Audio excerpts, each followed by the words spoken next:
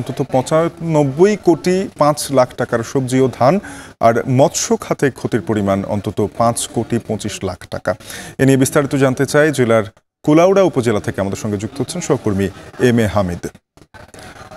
হামিদ, জানাবেন যে এই যে ফসল, ধান এবং সবজি, মাছ মিলিয়ে প্রায় ১০০ কোটি টাকার ক্ষতি, এই ক্ষতি পোষাতে কৃষি বিভাগ বা মৎস্য বিভাগ কি ধরনের পরিকল্পনা নিয়েছেন?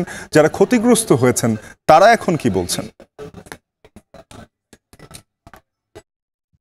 শাফিন, আপনি যেমনটি বলছিলেন, আমি দাঁড়িয়ে আছি কুলাউড়া উপজেলার একদম উত্তর প্রান্তে, যেখানে জাহাঙ্গীরাই এলাকা রয়েছে, সেখানে দাঁড়িয়ে আছি এবং দেখতেই পাচ্ছেন আমার পিছনে কিন্তু দুপাশেই যে জমিগুলো রয়েছে সবগুলো জমির ধান এবং কিছু ফসল যেগুলা পানিতে তলিয়ে গিয়েছে এবং তলিয়ে গিয়ে নষ্ট হয়েছে। ইতিমধ্যে জেলার প্রায় ৫,১৬২ হেক্টর আউশ ধানের ক্ষতি হয়েছে, যার ক্ষতির পরিমাণ টাকায় যদি বলি সেটা হচ্ছে ৪৯,৫৬,০০,০০০ টাকা। অপরদিকে সবজির যে পরিমাণ ক্ষতি হয়েছে সেটা হচ্ছে ১,০৫৪ হেক্টর জমির সবজি ক্ষতি হয়েছে, যেটার টাকার পরিমাণ হচ্ছে ৪৫,০০০,০০,০০০,প্রায় ৫০,০০,০০০ টাকা।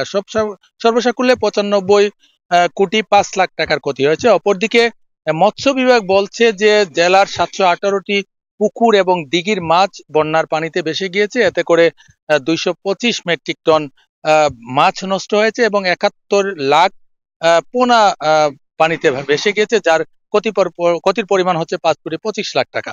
আমি এ বিষয়ে কথা বলেছিলাম কৃষি বিভাগের উপপরিচালকের সাথে। তিনি আমাকে জানিয়েছেন যে ইতিমধ্যে তারা ক্ষতির পরিমাণ নিরূপণ করছেন এবং যখন পানি নেমে যাবে তখন ক্ষতির পরিমাণ আরো বেড়ে যাবে, তখন সর্বসাকুল্য মিলিয়ে তারা ঊর্ধ্বতন কর্তৃপক্ষের কাছে লিখবেন, যাতে করে কৃষকের যাতে ক্ষতি পুষিয়ে নেওয়ার জন্য অনুদান দেওয়া যায়। অপরদিকে মৎস্য বিভাগের জেলা মৎস্য কর্মকর্তা বলছেন তারাও ক্ষতির পরিমাণ ঊর্ধ্বতন কর্তৃপক্ষকে জানিয়েছেন, তারা চেষ্টা করছেন যে কৃষক এবং মৎস্যজীবীদের ক্ষতির পরিমাণটুকু পুষিয়ে নেওয়ার জন্য। এবং বন্যায় কিন্তু প্রতিনিয়তই লোকজনের ক্ষতি হচ্ছে এবং লোকজন দুর্দশার মধ্যে আছেন। আরো বেশি ফসল ক্ষতি হওয়ার সম্ভাবনা মৌলভীবাজারে রয়েছে। যখন বন্যা নেমে যাবে তখন বোঝা যাবে আসলে ক্ষতির পরিমাণ কতটুকু।